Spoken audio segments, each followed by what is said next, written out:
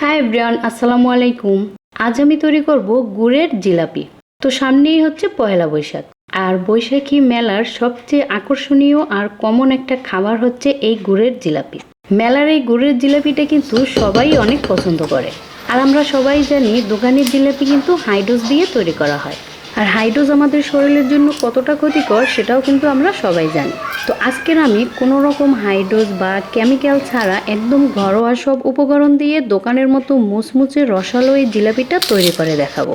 আর আমার এই সেম রেসিপিতে যদি আপনারা জিলাপিটা তৈরি করেন তাহলে একদম পারফেক্ট হবে, আমি গ্যারান্টি দিয়ে বলতে পারি।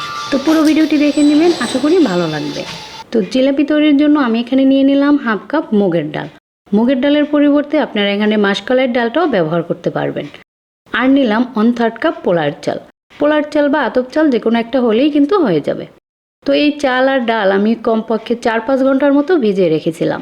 তারপরে সুন্দর মতো ধুয়ে আমি একদম ক্লিন করে নিয়েছি। তো এবার এই চাল আর ডাল আমি একটা ব্লেন্ডারের জারের ভিতরে নিয়ে নিলাম। এর সাথে আরও নিলাম 2 টেবিল চামচ ময়দা। আর নিলাম হাফ চা চামচ বেকিং সোডা।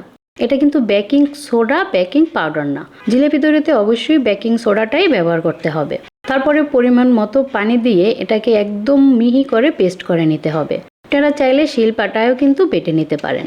আর এই যে দেখুন, আমি একদম মিহি করে পেস্ট করে নিয়েছি। আর ব্যাটারের ঘনত্বটা ঠিক এরকম হবে।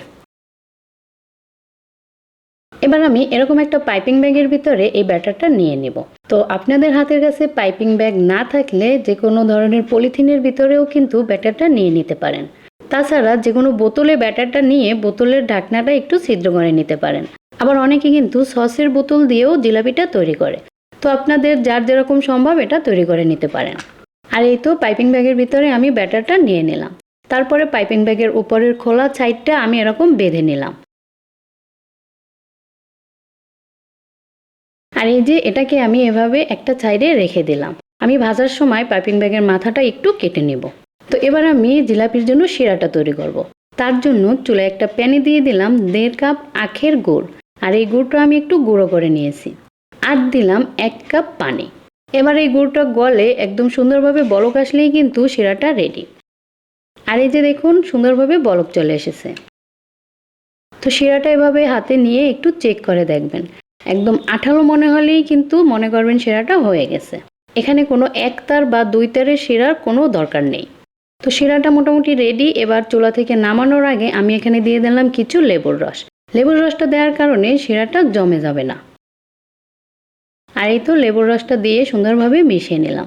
এবার শিরাটা চুলা থেকে নামিয়ে আমি একটা সাইডে রেখে দেব। তারপরে এই যে জিলাপিগুলো ভাজার জন্য আমি চুলায় একটা প্যানে তেল বসিয়ে রেখেছি। আর তেলটা মিডিয়াম আছে একদম ভালোভাবে গরম করে নিয়েছি। এবার জিলাপিগুলো একে একে দিয়ে দিলাম।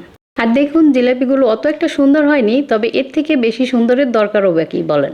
তো জিলাপিগুলো দেওয়ার সময় তেলটা মিডিয়াম আছে সুন্দরভাবে গরম করে নিতে হবে। তারপরে জিলাপিগুলো দিতে হবে। আর শুরু থেকে শেষ পর্যন্ত চুলার আঁচ মিডিয়াম লোতেই রাখবেন। মাঝে মাঝে চুলার আঁচ বাড়িয়ে কমিয়ে দেবেন না, এতে করে জিলাপিগুলো পারফেক্ট হবে না। তো মিডিয়াম লো হিটে এই জিলাপিগুলো একদম মুচমুচে লাল লাল করে ভেজে নিতে হবে। আর প্রথম ব্যাচ জিলাপি কিন্তু সবসময় অত একটা পারফেক্ট হবে না, কিন্তু পরের ব্যাচ থেকে দেখবেন একদম পারফেক্ট হয়ে যাবে। আর এই তো আমার প্রথম ব্যাচ জিলাপি ভাজা শেষ। আমি এরকম একটু লাল লাল করে ভেজে নিলাম। তো এবার জিলাপিগুলো তুলে আমি সরাসরি শিরার ভিতরে দিয়ে দেব। জিলাপিগুলো তেল থেকে তুলে এরকম সরাসরি শিরার ভিতরে দিয়ে দিতে হবে। আর শিরার ভিতরে জিলাপিগুলো দেওয়ার সময় শিরাটা যাতে হালকা গরম থাকে। শিরাটা যদি একদম ঠান্ডা থাকে তাহলে কিন্তু শিরাটা ভালোভাবে ঢুকবে না। আর এই যে দেওয়ার পরে এভাবে শিরার ভিতরে একটু সময় ডুবিয়ে রাখতে হবে। আর এই যে প্রথম একবার জিলাপি আমার রেডি। আমি শিরা থেকে এবার তুলে নিলাম।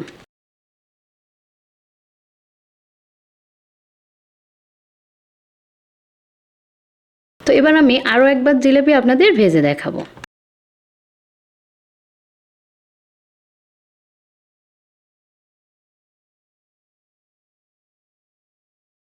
আর দেখুন, জিলাপিগুলো একদম পারফেক্ট না হলেও দেখতে কিন্তু খারাপও হয়নি।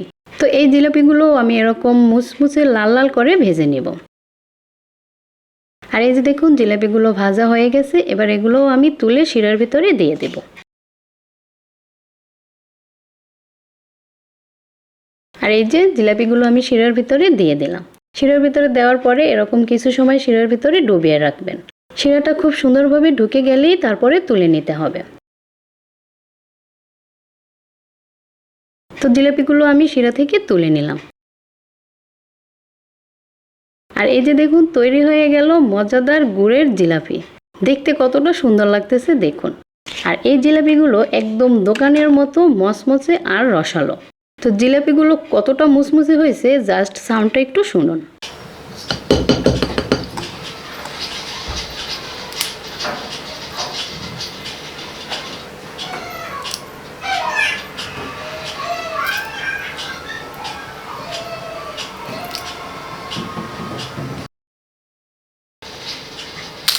দেখুন একদম দোকানের জিলাপির মতো মচমচে আর রসালো। তো আশা করি আজকের এই ভিডিওটি আপনাদের ভালো লেগেছে। ভালো লাগলে অবশ্যই চ্যানেলটি সাবস্ক্রাইব করে আমার সাথে থাকবেন। ভালো থাকবেন সবাই, আল্লাহ হাফেজ।